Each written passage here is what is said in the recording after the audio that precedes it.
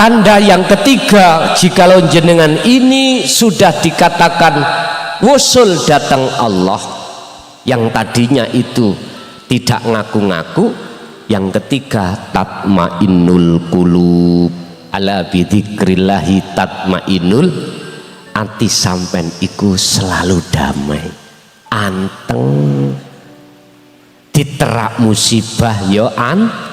In asobathum musibah qalu inna lillahi wa inna ilaihi rajiun, saged bangsul nang Allah. Iya, sing nglakokno musibah ya Gusti Allah. Seperti itu, boten gampang ngamuk-ngamuk, amarah prei, hasud prei, takabur prei, riya prei pun.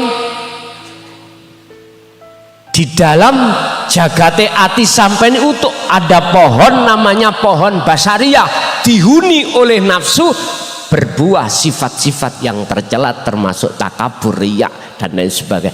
Ini dirobohkan Allah. Ya ini yang membuat gelape ati sampeyan kali kula. Oleh karena sampeyan terus menerus berzikir, maka disitulah jawabannya Allah. Allah akan menyalakan nur makrifat dalam hati sampeyan untuk menyisihkan seluruh pohon basariyah ini nanti.